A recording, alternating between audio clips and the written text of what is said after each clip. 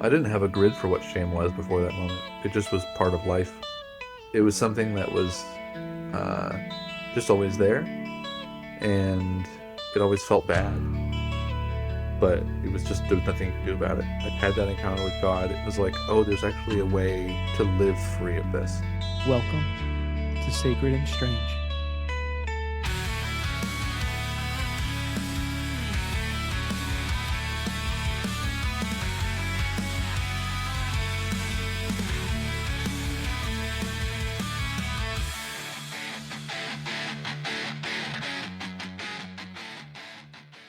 All right, welcome to Sacred and Strange, where nothing is real and the points don't matter.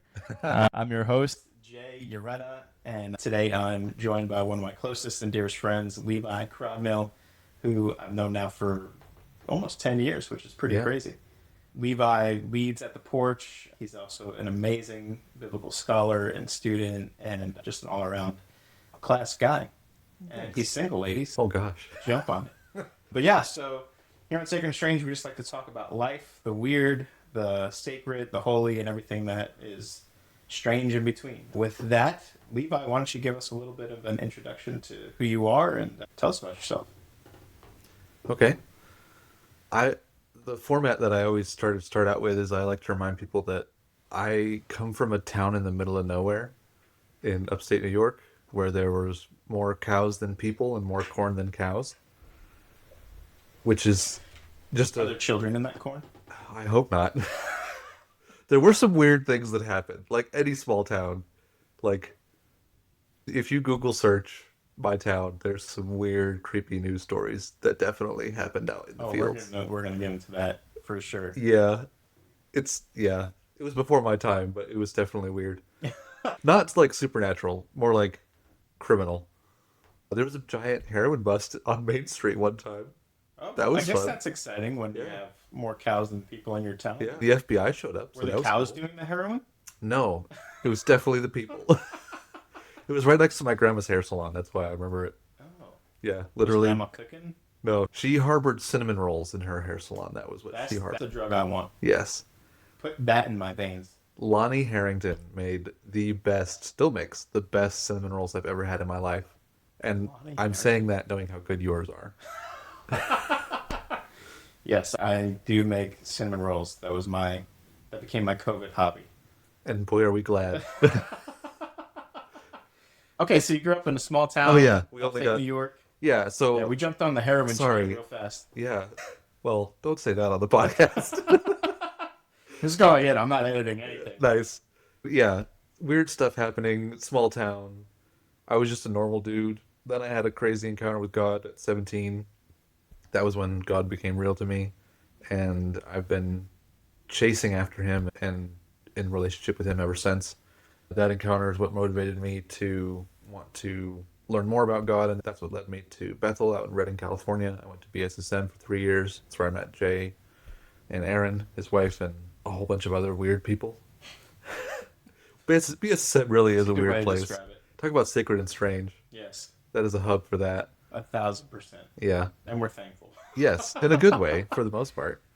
And then from there, I spent a year working with you up in the mountains in California, which was another sacred and strange experience. Yeah. To be clear, it was a school. Yes. We weren't just hanging out on a mountain. No, But there's that would have been fun. yeah, there is a lot of that happening in that part of California, But yeah. but that's not what we were doing. Yeah. Yeah, and then you guys asked me to be part of Porch, and I came here, and this is what I've been doing for the last 6 years, which Pretty it's crazy. been almost exactly 6 years. Yeah. We just passed at the end of this month, or Yeah, the end by of June. June. Yeah, Yeah. yeah. Yeah, it's pretty wild. 6 years ago. Yeah. That's awesome, man. Thanks for sharing that. Yeah. I'd love to know more about what was faith like for you before you were 17, and what exactly was that moment where all of a sudden it all became... Because, like, you grew up in the church, I grew up in the church. Yeah. In some ways, I sometimes feel like those of us who grew up in the church, maybe not across the board, but I almost sometimes have found myself like jealous of people who didn't grow up in the church and kind of had that encounter. It was like they didn't grow up with seeing all the nonsense, and like they for sure can point to that one moment where God became real. And I think for a lot of us who grew up in the church, that moment starts with, was our parents' moment, was it our moment, or was just the tradition we grew up in and doesn't have that kind of like weight to it. But when you do have that encounter, like I know the exact moment for me as well. I was 19. Something does click, and it's like you have that history with the Lord too. Then on top of where you can look back and be like, oh wow, you were moving this whole time, and I thought you were just a bunch of traditions and in a lot of ways like cultural nonsense until this moment. So why don't you tell us a little bit about like what was your upbringing in the church beforehand, and then what was that moment? Yeah. So I'm going to give you a little context from before me because it's important to me. I think that's one of the things that I carry in a unique way that I love is a connection to generations before and like history and all that. So the church that I grew up in, my grandpa was the head pastor. I think he was the second from when the church started. My grandpa was the second pastor after the church began. I don't know the exact timeline though. So my dad was a PK. We were in church every Sunday. It wasn't a big church either. It was maybe 200 people on Easter when everybody shows up. And we met in an old converted dairy barn. So the church began back in the Jesus movement. So if you're from Long Island, no, dairy barn means something different. Oh, yeah. If you're from upstate New York, which Yeah. is probably a literal dairy barn. Yeah, literally a dairy So barn. you said dairy barn, and I'm thinking a tiny little shed that looks like a barn that you drive. And you drive through it, yeah. to get your groceries. No. I was like, for a second, man, that's impressive to get 200 people inside. Yeah, that's a miracle in itself. It's like a church TARDIS. Yeah, it's bigger on the inside. No, this was literally a dairy barn. Like, I went to Sunday school in the old cow stalls that had been ripped apart and only the beams were left, and they put drywall up around it and all that kind of stuff. Wow. And our sanctuary was the hayloft. But so this was because back in the Jesus movement, a group of hippies who were in love with Jesus and had radically encountered the power of God and the presence of God and the love of God, they got together and they said, hey, we want to build a church here. And they were praying about where. And an old lady whose husband had died, she had a farm with 99 acres and couldn't run it by herself, and she needed to sell off some of the land, sell off some of the buildings. God told her in a dream, you're going to meet this group of people, they need a church, you're to give them the farm. And she did, and that was the group that my grandpa was a part of, and they called it the Love Inn at first, which is such a 70s hippie. I don't know if that would fly now. No, it was a pink sign with bubble letters and hearts and everything. Like, Wow. and it was specifically targeting hippies because it was right on a main road that led to Woodstock. Oh, okay. So a lot of hippies would go hitchhiking back and forth there along that route. And that also, it would go up to Canada, and so there was a lot of draft dodging sometimes that was going on. Take a stop at the Love Inn on the way to Exactly. dodge the draft.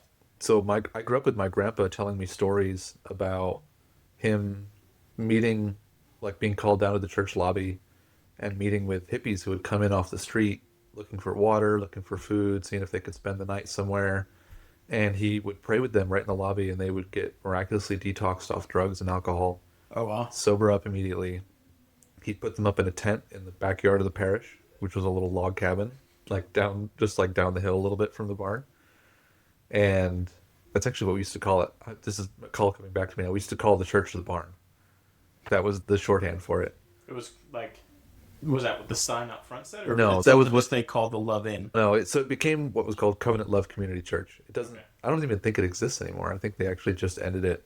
It slowly died off over the last 10 years or so. But we used to, people who would go there would just call it the barn Okay. as a shorthand.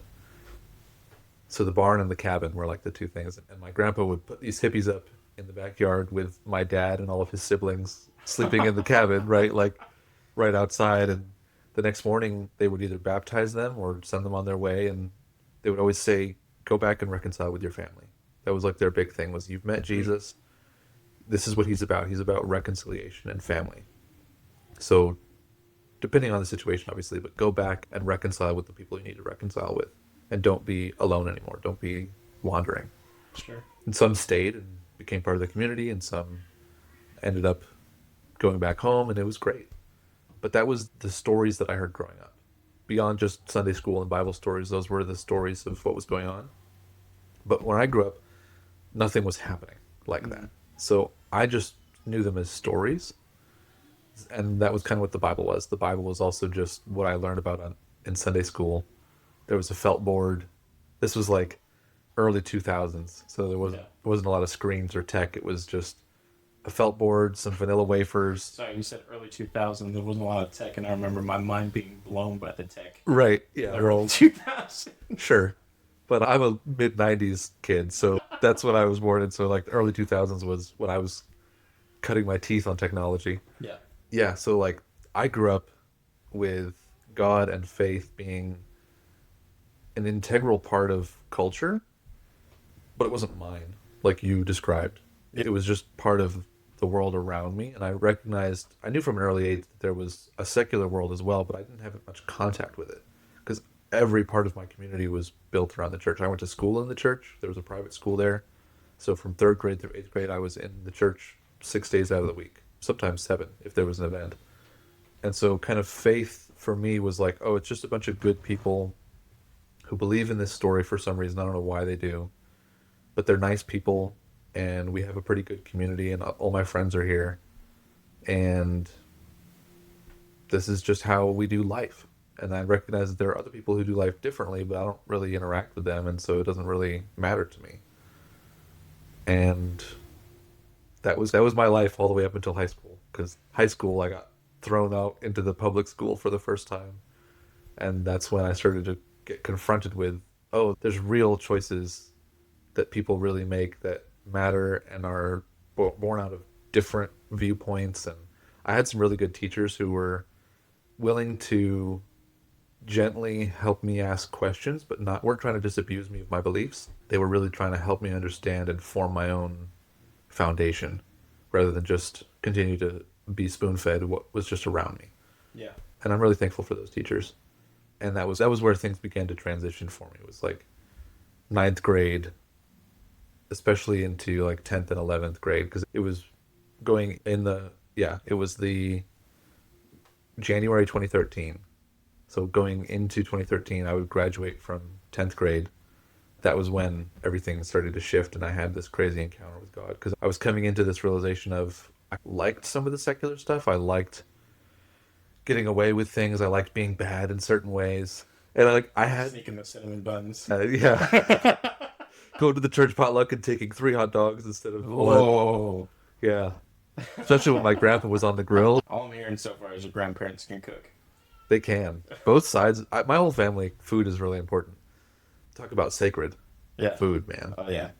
But yeah, as I started to feel this inner conflict of believe I always knew that God was real. Like that was something that I think, even though I have a lot of differences in opinion and theology between my current self and what my church was growing up, one thing that they did really was to instill that basic foundation of God is real.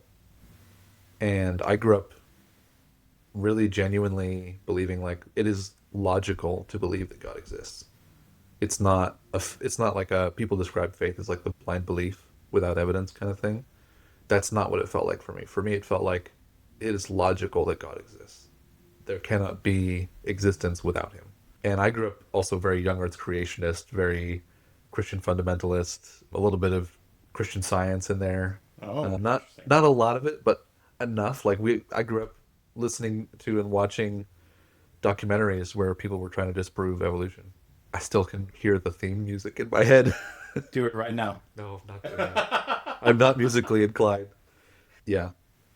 So in that inner conflict, I started to feel that really intensely and started to have trouble reconciling what felt like hypocrisy to me, where to my family and my church community, I was a good kid. And even to myself, to some degree, I felt like a good kid. And where I started to really like, so this inner conflict builds in me all the way up until January, Christmas break, and I had a full on mental breakdown. Like it came on slowly. Like stress started to build in me, and now I can look back and be like, oh, I was experiencing some really intense stress responses. Like I was having trouble keeping food down. This is around like 11th grade. This is right before going into 11th grade, so Okay. this is halfway through 10th grade. Yeah. Which, by the way, is statistically speaking, the junior year is the most stressful year Yeah. that anyone Uh huh. goes into. Oh yeah, it was for me on academic and personal, Yeah. like reasons, accounts, whatever. So at one point, it got so bad that I started freaking out, and I think looking back, I was maybe having a little bit of a panic attack. Again, didn't know what that was. I had no grid for mental health or emotional health or anything like that. Sure. I was just a kid who was scared and trying to figure life out. And so I went into my bathroom and I locked my door, and I could not think straight. Like most of the time when people say that, I feel like it's they're trying to explain confusion. I literally couldn't think. I felt like I had no control over my brain. I had all kinds of crazy emotions happening inside me at the same time. Like the way I've described it to people was it's like a roller coaster where I would go from super like everything was extreme, but it was Yeah. super high and super low happening very quickly, like within seconds of each other. So Not so hyper spiritualized. That sounds like torment to me. oh yeah, That sounds like serious warfare. yeah, I don't doubt that. I think there was not just like my own emotional stuff going on. I think there was also spiritual warfare happening, and I think there's a reason why this became a God encounter. Like the enemy was really trying to keep hold of me, and God was like, "Not on my watch. Hold my beer. Here I come." And yeah, so all this is happening. I'm feeling like suicidal one minute, and then euphoric the next, and then rage fills me in the next moment, and then eerie calm, and then like just bouncing at random, like between all these different weird extremes, sadness, like not caring at all, super like cold, logical. Was there something that like led to this moment? Did you start reading your Bible more or something? Or did you like No, it was the unraveling of who do I want to be. so you were starting to ask like identity questions? Yeah, yeah, it was a lot of identity questions because it was am I really this good kid who gets really good grades and plays sports and is respectful and loves his family, or am I this bad kid who doesn't care about any of that, wants to do his own thing, wants to party, wants to sleep with all the girls, wants to do all the stuff that my non-Christian friends in high school were doing? Sure. Because my high school was pretty wild as far as rural high schools go. All like 15 of you? Yeah, there were 400 of us total, which I've come to learn is pretty small in Long Island. Long Island's another animal Yeah. when it comes to schools, but 400 is that's a good size class. No, that was all the classes. Oh, that was everyone. Yeah. So my comment stands, all 15 of you? Yeah. There were 11 of us graduating from 8th grade into 9th grade. That was my private school.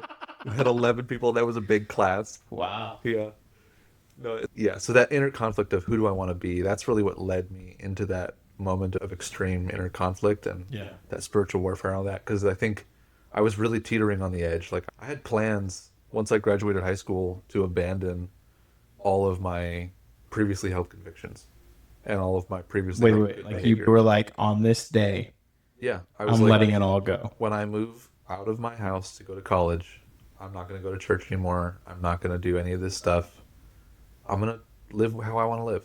That's super interesting that you like premeditated, because that sounds like people who like, I'm going to start my diet on, January 1st. yeah, January 1st Gonna get rid after, of all my chocolate. yeah, just gonna binge for the next, in this case, binge being good for a few more weeks, Yeah. and then Yeah. I'm gonna be a bad boy.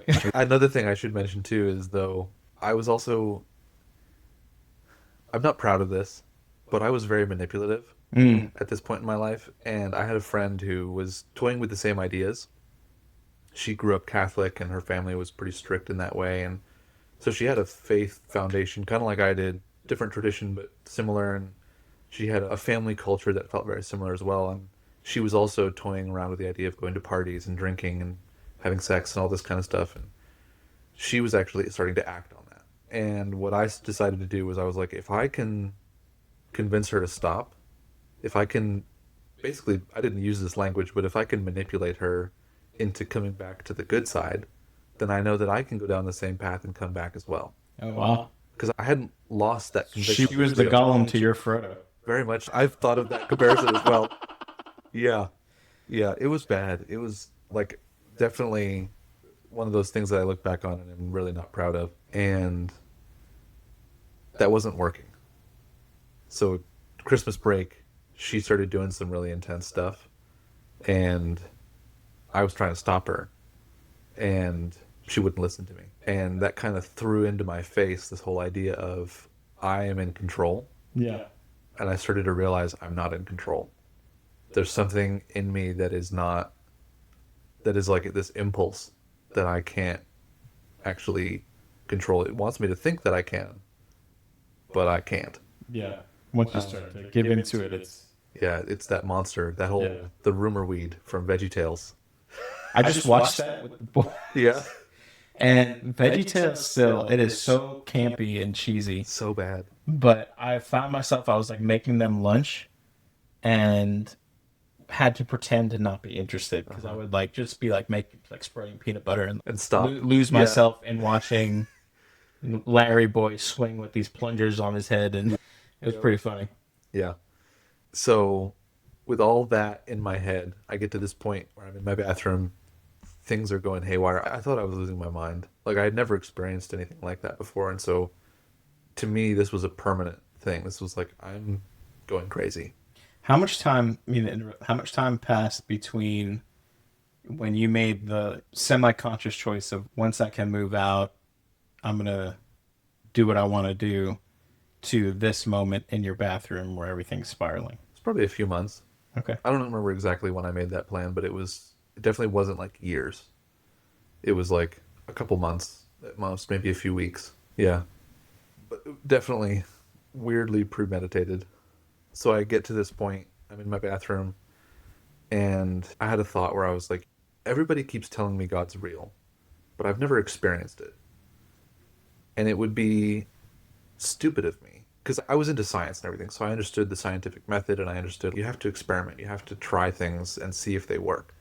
And it's very you to, we were just talked about this. Like, Yeah. I'm going to do the thing, but first I'm going to make the list. Yeah. I'm going to come up with all my possibilities. Yeah. And I'm going to really make sure I calculate all outcomes before I Yeah. start doing the thing. Yeah. And so I was like, let me see if I can get God's attention. And it was really actually motivated by me trying to convince myself that he wasn't real. I think deep down, as far as my conscious awareness goes, I wanted nothing to happen. I wanted to finally be able to shed that burden. And that's what it felt like to me, at least. To shed that burden and go, all right, I've proved that God's not real. Even if somebody tells me he is, I know he's not. Yeah. And so I managed to, I was starting to have these physical symptoms where my legs were super weak. I couldn't walk. I was sitting on the floor in my bathroom. This was all within like about 15 minutes. That's like a full-on adrenal response. Yeah, it was pretty bad. But I managed to pull myself up on my sink vanity thing and look at myself in the mirror, which I didn't enjoy.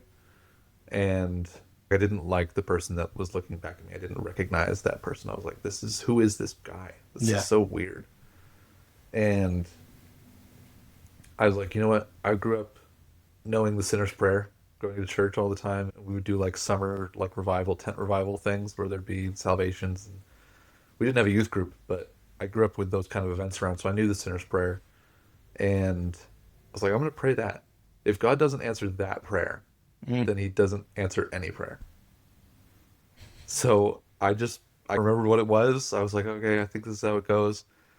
And I prayed. It took about 30 seconds. I said amen. And the most incredible moment of peace hit me like a ton of bricks. Like, it wasn't this gradual thing. It wasn't this gradual winding down of whatever I was experiencing. It was an instantaneous end. And it wasn't just the absence of, this relief of, all these things are no longer happening to me. It was a replacement with something else. And it felt like an answer, very clearly.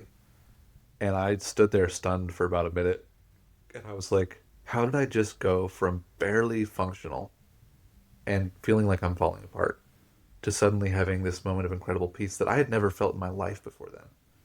Like, I did not grow up feeling a lot of peace. And so it was very recognizable when it showed up. And it wasn't just like peace like that I had known. It was orders of magnitude greater than anything I'd experienced. And I stood there and I was like, he's real. And I went to reach for the doorknob, and this is where it gets strange. This is Yeah. our sacred and strange. Listen, anytime I've found when the Lord actually shows up, there is a little hint of strange Yeah, to it. yeah, At least strange, right? To what we can understand or yeah, explain. yeah. He doesn't fit in our boxes. No. So I reached for the doorknob and I felt all of that weird, chaotic stuff in my hand. I've never felt emotions in my hand only before, but that's what I felt.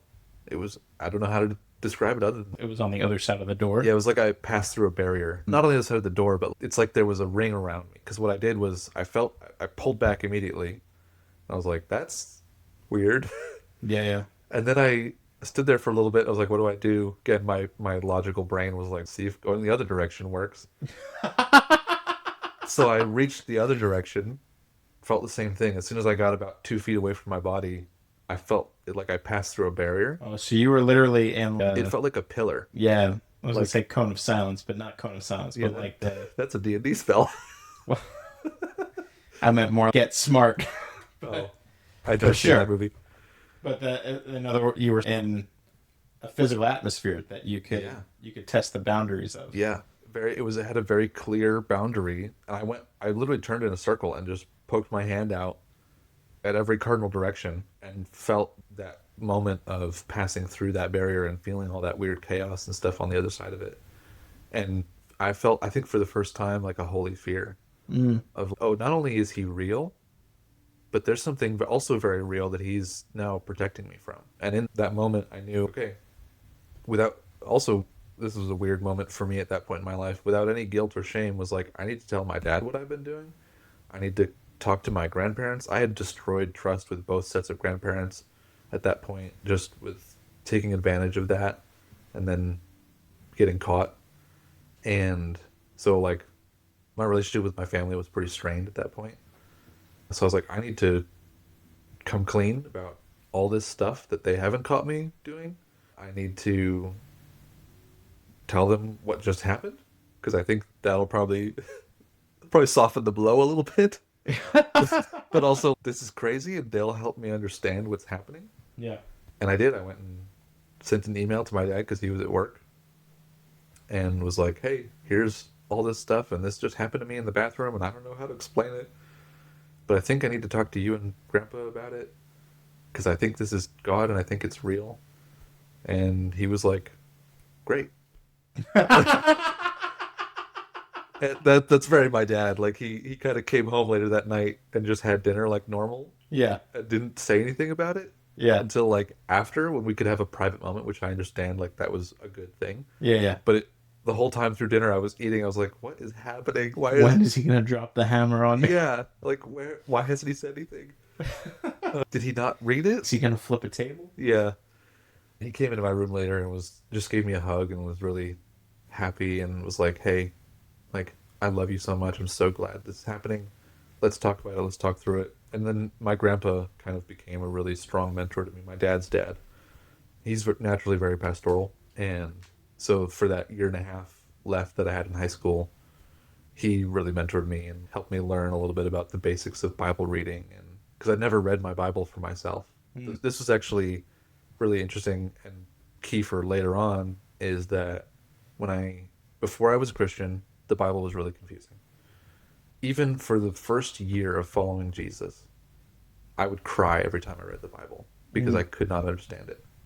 It felt so foreign and alien, and I was like, I just feel all this guilt and shame when I read it. I set myself up for that a little bit because I started reading in the Old Testament. Jumping right into Leviticus. Literally, I tried to You're like, my name's in here. Let me start with this one. I tried to I was like, what do I do with books? You just start at the beginning and you just read it. Yeah, yeah. And I got to like Deuteronomy, I think. So I muscled my way through Leviticus, Numbers, and into Deuteronomy, and I just couldn't take it anymore. And I felt just this intense. I still cry trying to read Yeah, Deuteronomy. I can help with that. Yeah. But I would just like ache. I was like, I know I should be doing this, but it feels like I can't. And it feels like I'm not getting what I should be getting from it, Yeah. and that set a seed in me to later really want to invest in learning more about the Bible specifically. But yeah, that was probably my first really sacred and strange moment and it changed my life. Yeah. Like it's been 12 and a half years, and I've never been the same. Yeah. Yeah. First, thanks for sharing that. Anytime I feel like we share those profound moments with the Lord, it's intimate and a privilege and so relatable. I can relate to that too, having grown up in the church and kind of been like, when I was young, I was pretty fiery up until the point I was about 10.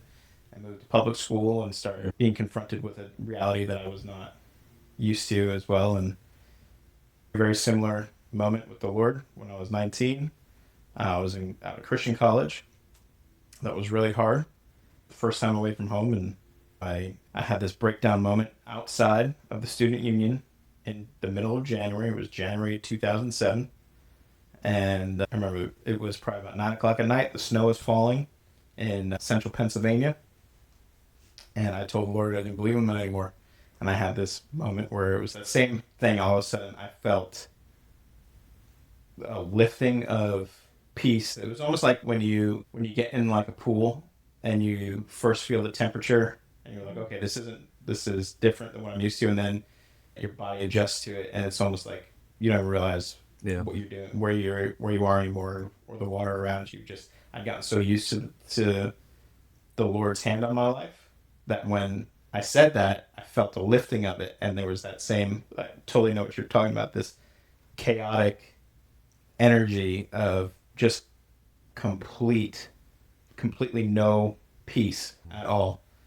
And so I totally, and that was when I was like, oh shoot, God is real, and I need to take this more seriously. All to say, I appreciate your story and thanks for sharing that. And I'd love to hear even more, I think, about what happened from that moment for you, whether through your mentoring with your grandpa or your relationship with your peers and your family, and what shifted then from being this kid who was planning His escape. his emotional breakout to what was that last year and a half before you, because right after that you left for Bethel, right? You left straight out of high school. Yeah. So what was that year and a half like, and how did God keep showing up to you in a way that was different than before that moment in your bathroom? Yeah.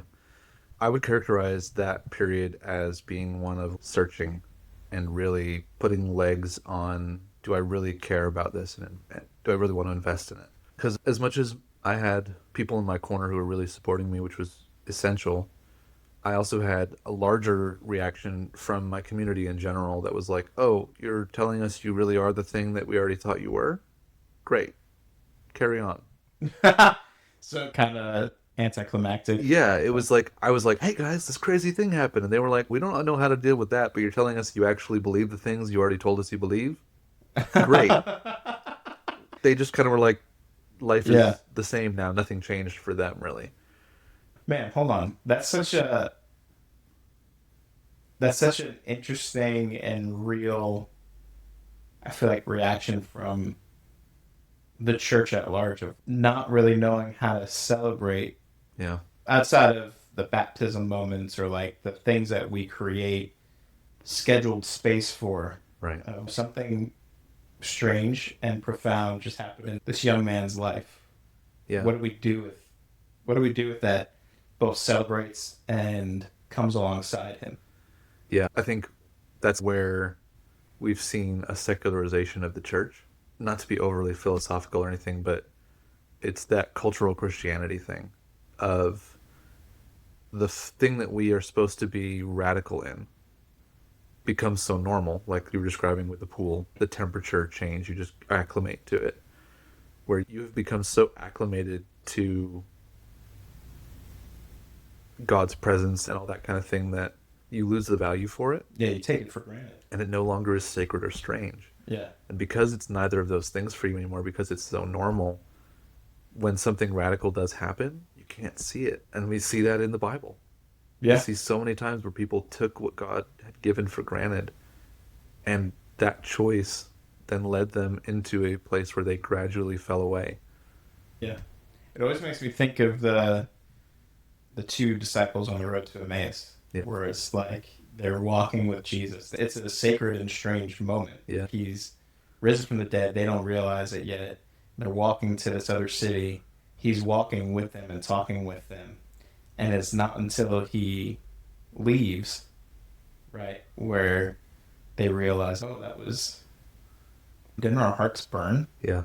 Like, this was a holy moment we were just in, and we should have known because we walked with him for so long. Yeah, but I think also, I think where we can sometimes get stuck is how we respond to that moment. Like, I've read that story several times and had the thought of, if that had been me, I would have felt ashamed at missing him. And yet, you read in the story, their response is to go away rejoicing. And Yeah. they immediately get up from the table and run back to Jerusalem Yeah. to tell all the disciples, hey, we just saw Jesus. Yeah. They felt no shame. Yeah. And I think that's one of the things that has kept me rooted in Jesus for so long, is how adamantly and beautifully he resists shame, and how, like, he was okay with them missing that, and he was just like, hey, they'll grow into it eventually. They won't miss me next time, or maybe they will. Maybe they'll miss me the next 20 times, but eventually they'll figure it out. Yeah. And he's got that patience and that kindness, which is also a very sacred and strange thing to experience. Yeah. Because I think what a lot of people would consider normal outside the church who don't have this faith is they would consider shame normal. They would consider that sorrow, that regret, something that is normal. Yeah. And so to experience the opposite of that becomes sacred and strange. Yeah. I feel like we're just tossing the episode of the I'm title of the really podcast appreciating around all the time now. the title. Yeah. Listen, it's like free marketing. Yeah. Just It's click like we had a Pepsi can here or something like that, and we're actually doing video. We just keep throwing that up. just keep zooming The out. title, yeah. So you've had this moment at 17. You're starting to go into the next year and a half. Let me ask you this, because we're touching on this idea of shame, did you, over that initial phase, right? What was shame before that moment, and what was shame after that moment? I didn't have a grid for what shame was before that moment. It just was part of life. Like, shame was just part of life? Yeah, it was something that was just always there, and it always felt bad. But it was just, there was nothing you could do about it. And I think once I hit that transition moment, had that encounter with God, it was like, oh, there's actually a way to live free of this. And that felt like a crazy promise. Only God would be bold enough to make that promise. Yeah. Did you, after you had that encounter with the Lord, did you feel, obviously he doesn't shame us. He convicts us, but he doesn't shame us. Did you feel support in that from your community? Did you feel like, did shame feel bigger? Did shame feel smaller? Did you feel like you were able to be freer in yourself, with whether you were at school or at church or with your family? No, actually, I think the response that happened, again, not for their fault. Like, it wasn't their fault that they responded this way. It was just that they were trying to process the way they were trying to process. But it actually, shame didn't go away. It just changed forms for me. Mm-hmm. And I found myself still very much living like I'm still struggling with all these kind of things. Like, I think a lot of people do sometimes, that moment was going to fix everything. And I just didn't have a grid for, there's a journey you have to walk out, and there's a process that has to be underwent to actually undo all of that stuff that's been going on before. And I'm very thankful for that process, but I just didn't, at the time, I didn't know that it was going to happen. And so 3 days later, after I'd gotten saved, I had this like honeymoon moment of, ooh, everything's great. Yeah. And then 3 days later, reality kicked in again. And I was like, oh, I still feel crappy. I still... Life is still... Yeah, life is still complicated. And now I have this added complexity of trying to be better, which I wasn't trying to be before. Yeah. And I think, if anything, the conflict became more intense because now I was actually participating in it. And it wasn't just shame ruling me, it was me resisting and rebelling against it. and trying to come out from under it and actually yield it to Jesus and allow him to actually create that healing and that freedom within me. Yeah, I definitely still struggled with that for years. Like even through Bethel, like you were the first person who was at the stirring. It was that one conversation we had, I think right after I graduated from third year. It was right? Was that timing correct on that? Or was it during? It was probably somewhere around that time. Yeah. Because when I was the children's pastor over there. Yeah. First through fifth pastor. Yep. I think it was right after I graduated from Bethel, because I think it was this moment where I realized my support system is starting to go away just naturally. Yeah. And I needed to invest in creating another one. Yeah. For those who don't know, at any ministry school, really, it's a very, for lack of a better word, it's very like migrant culture. Like you're there and you're in a bubble for a few years, and then some people become lifers, but most people start to transition back into life outside of school. Yeah. And it can be honestly pretty traumatic if you don't have a support system built outside of the school. Which, because I had gone right out of high school, I didn't. Yeah. And I really had no plans to go back to my hometown because there wasn't a whole lot there for me. And I didn't really feel like What cows and corn. Cinnamon buns and corn and heroin busts. Yeah. I didn't want that. To be fair, Reading wasn't much different. Yeah, that's also very true. Very true. So I think it was around 2017 when I started to take more ownership and be more proactive in resisting shame and all that things started to shift. But that's still a process I'm on. That's still a journey, and I would like to say that I'm more gung-ho about it than I am, but there's still resistance that I have to face. Like, it's hard. Sure. I think that's part of the journey. But yeah, I think that's part of the transformation process, right? We are in the process of being more and more transformed into the image of Jesus. How does that happen? That only happens in tension and honestly struggle, I think, of not struggle from needing to earn something, but struggle in the sense of, this is the daily picking up my cross. This is the daily submission. I need to actually actively participate in giving Jesus my life. Yeah, it's not a passive thing. It's not a one and done. I think I would categorize like the first 2 years of following Jesus as really learning that following him is an active daily choice and not something that's passive that you just check off a box once and then you're good. Yeah, I think I can definitely look back at specific moments in my own journey where it was like the Lord definitely broke through and did something profound in this moment, that whether it was accelerated healing or conviction or did something that on my own would have taken me years, he did it in a moment. Also, it's not either or. It's the other side of that is he also is so kind that he doesn't do that to me every day, because I'd probably die if he put me through that honestly prevailing moment every single day. I would not be able to function or operate as a successful human being. It would be a little much. It reminds me of that Paul Manwaring quote: "He wastes nothing, he gets you ready." He does not waste the profound moments, the singular encounters, and he also does not waste the everyday mundane things. It's neither or. That's just a super important truth to live from. Where unfortunately I don't know that's, at least in charismatic circles, I think maybe you're starting to see that a bit more. I remember being younger as well, and that wasn't really something that we learned. It was only goodness, only good things all the time, victory. And it's like, he has the victory and he is our victory, but I actually don't get to experience victory unless there's a battle that needs to be won.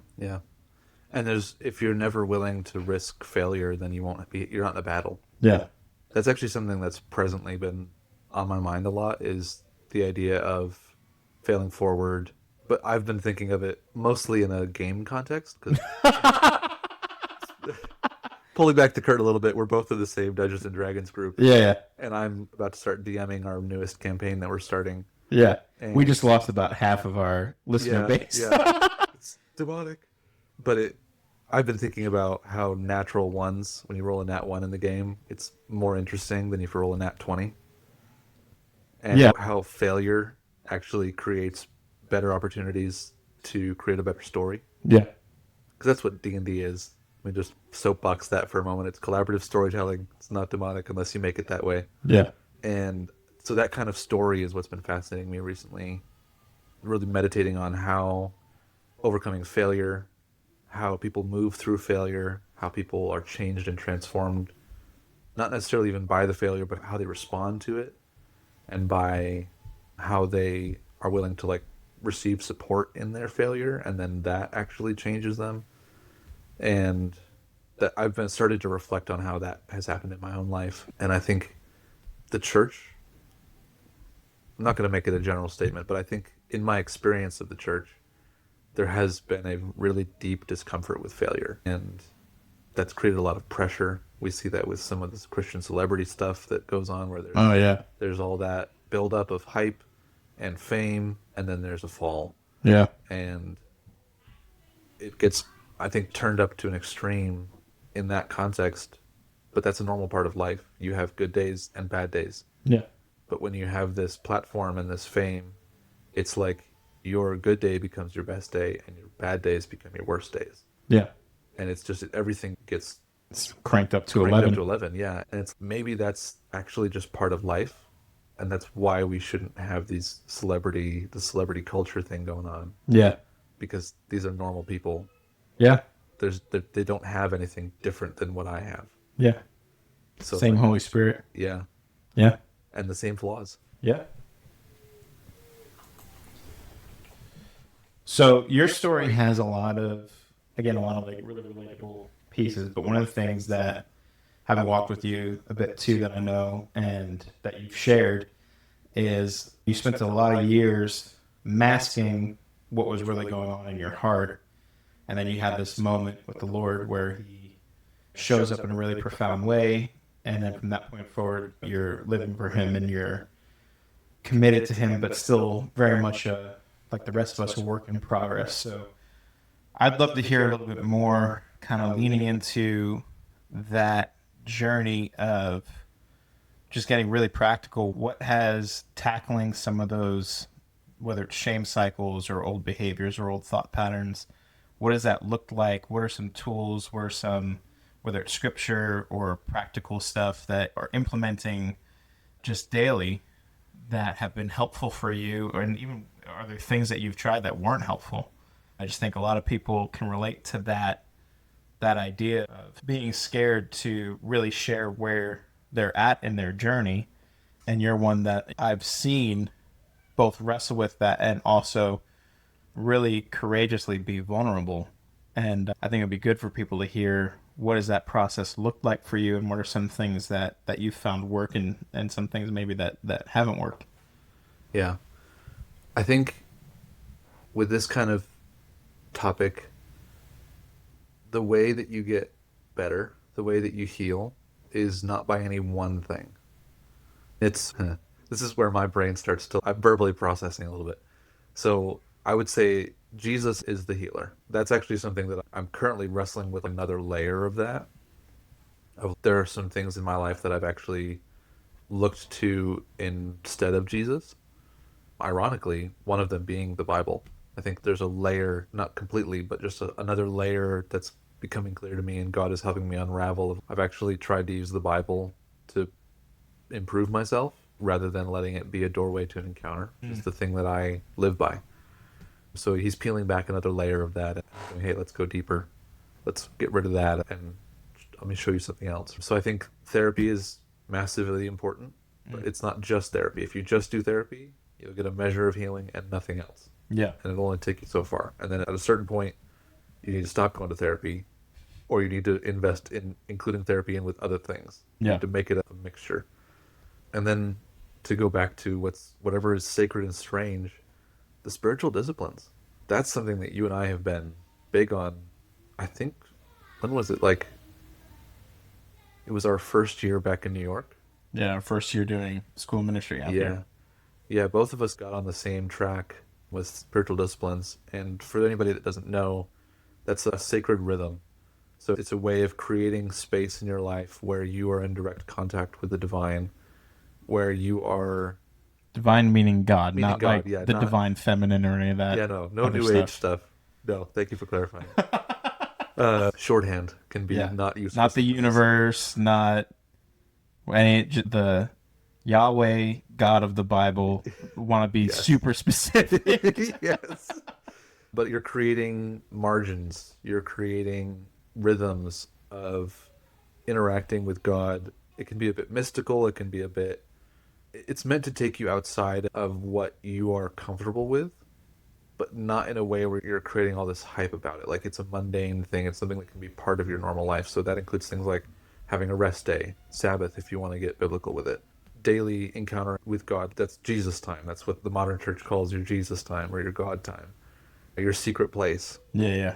But it can be like even other things. It's just you have to be spiritually like motivated and in tune. That's where you're going, is you're going specifically to encounter something else other than yourself. Like I Yeah. think that's where a lot of spiritual practices that are based around like Eastern religions, they get a little, they have good roots in that thing of the practice, the rhythms, but they're not going to something else, Jesus, Yeah. who is separate from me and able to do things that I cannot do. They're going into the self and they're using the self as the source of all this, which is a feedback loop, and it's ultimately Well, it's and flawed in this. again, it's this whole idea of you're just making yourself God. Yeah. You're Yep. being God of yourself. And That is a very that doesn't biblical work. thing, Yeah. but in a bad way. Yeah. Yeah.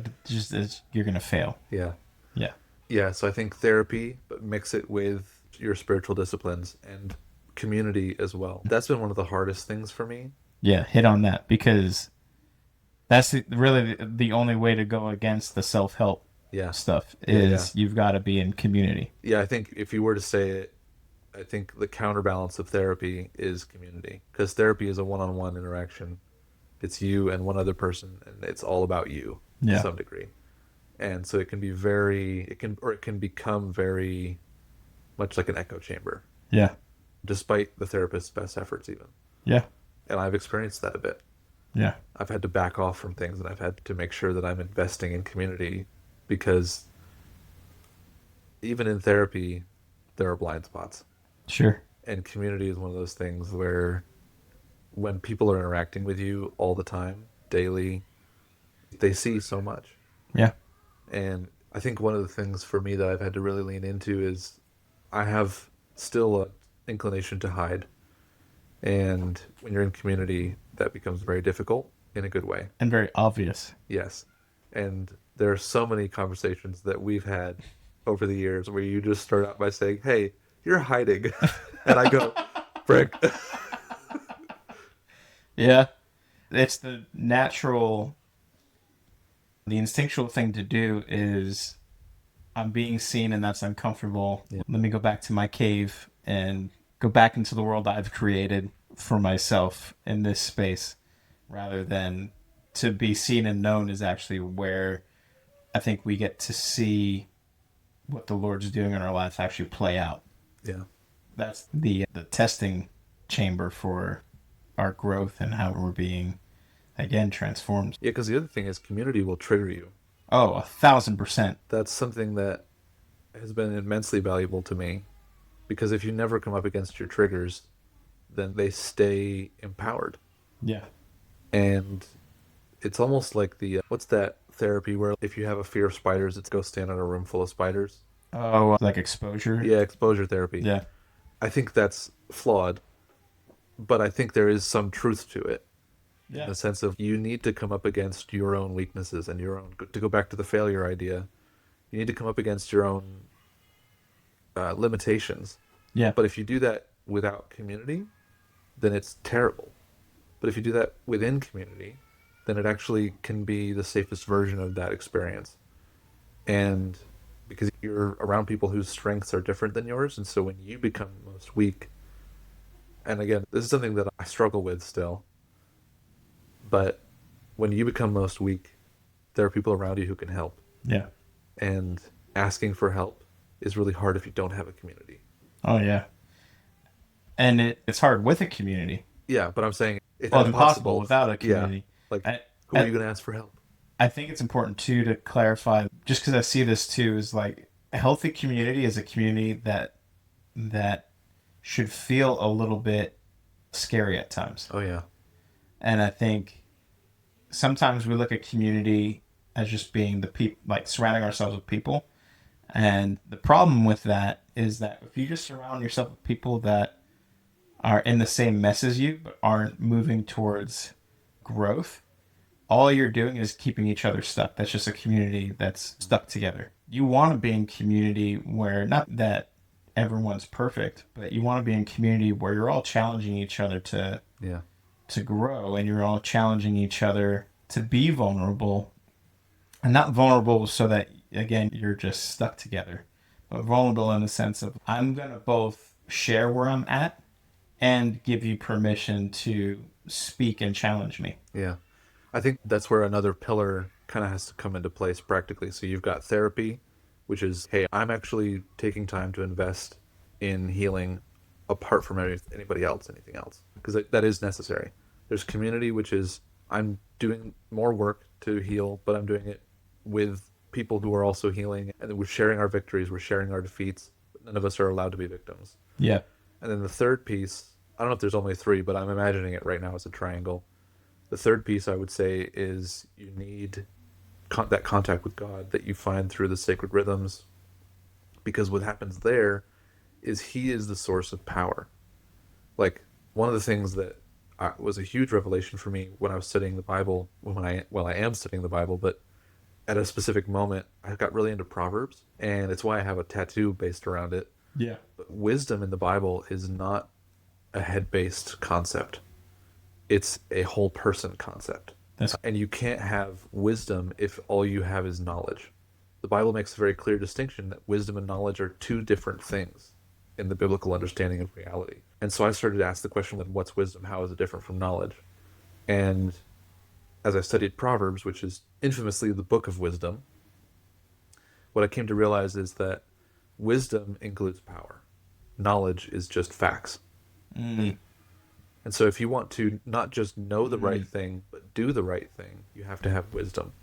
And that's Tozer bears that out in his books as well. He says wisdom, this is from the knowledge of the holy, which if you haven't read it, will change your life. That's another sacred and strange moment. Small little aside here.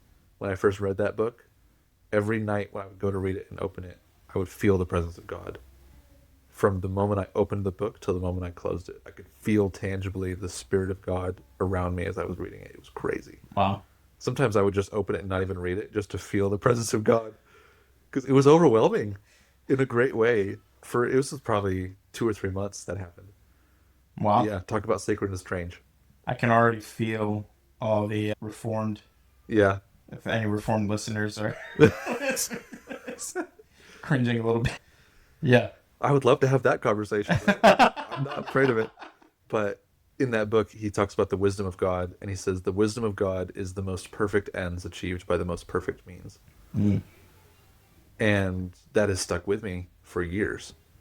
It's probably been 10 years since I've read that book for the first time. And so I think that we need the wisdom of God. That's one of the things I pray for the most, because I know that it's not just, hey, help me understand what to do. It's help me understand and do. And so if I'm going to be in therapy and I'm going to do it well, I need wisdom. Mm. If I'm going to be in community and I'm going to do it well, I need wisdom. I cannot act in any way, shape, or form that is going to lead to anything good unless I have the wisdom of God. Yeah. And again, to get a little Bible nerdy, the first time humans act without the wisdom of God is Genesis 3. That's the first time they use their own wisdom. Yeah. And what happens immediately is failure. Everything. It falls apart. Everything goes to crap. Yeah. Because they chose to use their wisdom instead of God's. Mm. It didn't even last 5 minutes. Not saying the garden didn't last. I'm saying their wisdom didn't help them last 5 minutes. Yeah, we're not opening the can of worms of how long the was chronology of creation. Yeah. That's another topic. You can talk about that with your dad. Go ask your dad. But that just has driven home to me that you need to have all the three of those things working together. There could be more. Maybe I'll think of more on the drive home. Who knows? But those stand out to me as practical things that you can do every day. I think that distinction of wisdom and knowledge is really good. And I think what you're hitting on there is I can gain knowledge. I can gain knowledge just reading my Bible, but I can't actually gain wisdom unless God is involved in me reading my Yeah. Bible, or God is involved in my Mhm. relationships, or And God is also involved in unless my choices journey. are involved. Yeah. Like the choice to go to therapy is one thing, but the choice of how to be in therapy is another thing. So what you're saying is it's okay for Christians to go to therapy. Oh yeah, please. I know so many Christians who should be in therapy and aren't. That's just people in general who should be in therapy Yeah. and aren't. Yeah. Yeah, that's really good, man. I think your stories, again, it's so relatable, and it's just so profound in that you are one that I can say I've seen the journey, and the journey you're still on, but I've seen the journey of you consistently saying yes to the challenge and saying yes to doing what's difficult, and even right now wrestling with very real things, and still getting up in the morning most days and saying yes.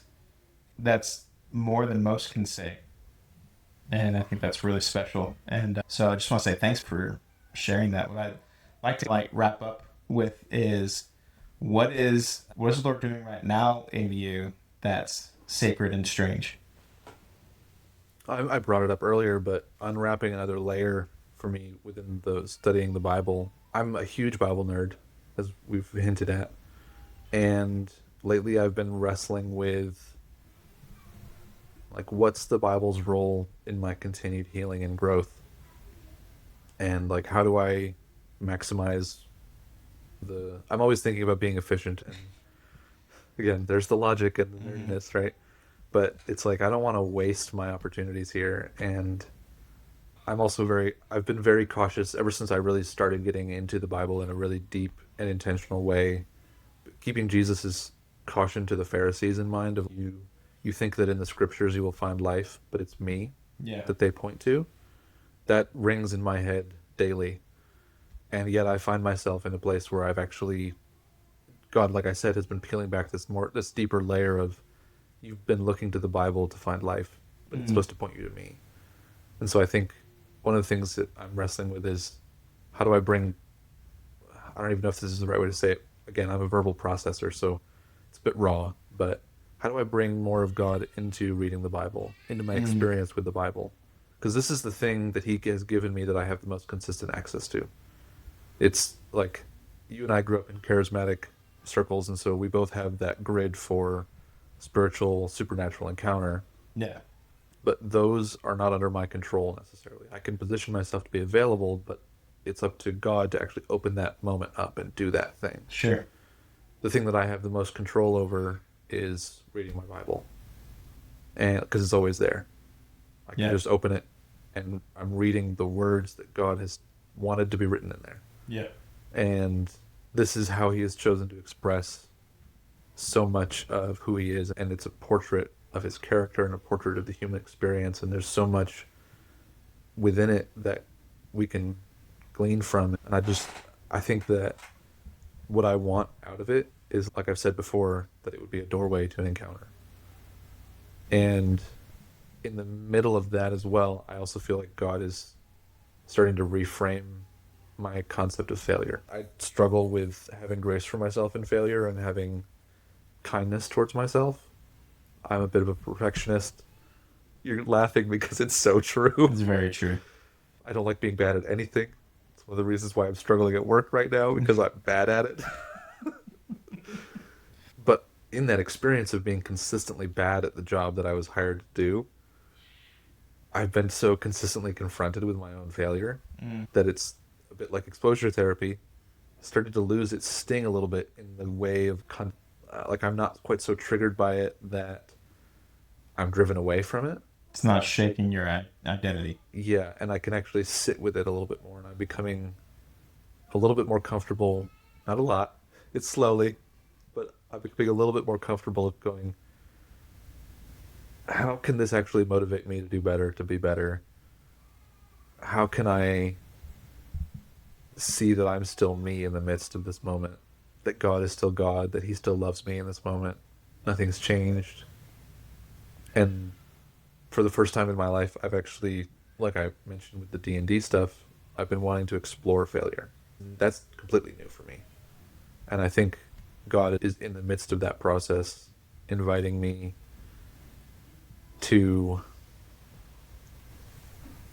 explore that. And I think the caution with that, though, is don't use that as an excuse to fail, but recognize also that Corey Asbury's song, "Failure is never final when the Father's in the room." And there's a tension in that truth of that's where the transformation happens, I think, is standing between Oh, yeah. in the middle of those two things and Yeah. going, Nothing teaches us better than failure. and I think that's a lesson that I've learned academically, and it's a lesson that I've learned on some surface levels, and I think God's going much deeper with it.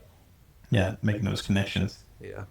So having recognized that and looking at your journey and all that stuff, what would you, if you could say one thing to that 17-year-old Levi sitting on his bathroom floor, what would you tell him about where you're at now, 12 years later?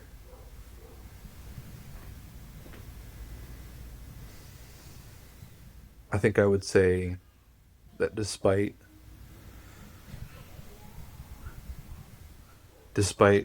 all the pain and all the hard moments, God makes everything worth it in the end. And maybe invest in community a little deeper, a little earlier, and like also invest in GameStop a little earlier. Oh, yeah. Hit those AMC shares. Yeah. But yeah, everything that I was afraid of when I was 17, God has fathered me through it. And even the things that I was sure would break me, I have broken, but He's put me back together. And Which, isn't that the gospel? That's Yeah. the whole point. yeah, I'm getting a little emotional thinking about it. Yeah. Yeah, there's going to be so many twists and turns, and just stop trying to control it. Just be loved. Let yourself be loved by the people around you, by God. Because the more you let that in, the easier it's going to be to navigate all those unexpected twists. I never thought I'd be back in New York. Oh. I never thought I'd be doing two of this. us. Yeah. I thought I was going to Africa at one point. I remember. Yeah. I thought I was going to be in Reading forever at one point. I thought I'd be married by 25 at the latest. I thought I was going to walk into BSSM on the first day and be the hottest commodity on the market. Yeah. Like, You and every other yeah. single male student who was Yeah. there. Yep. Spoiler alert, didn't go on a single date in 3 years. But also wasn't trying to either. Yeah. Like, I didn't handle that opportunity well. Oh, man. Hey, again, I appreciate your story. I appreciate you sharing and being vulnerable. And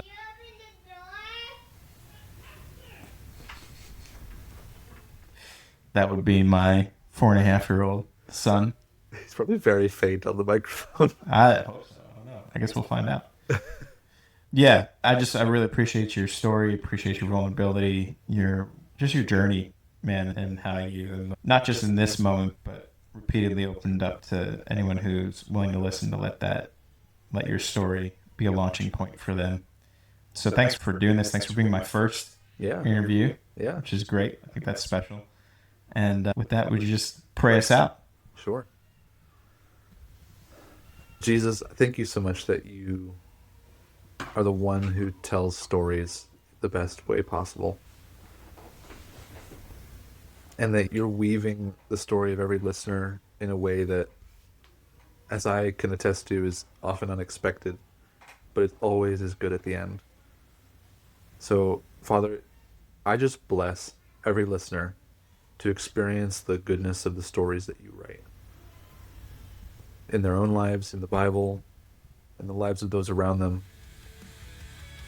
that they would experience the God who is good above all else. Amen. Thanks, man. All right.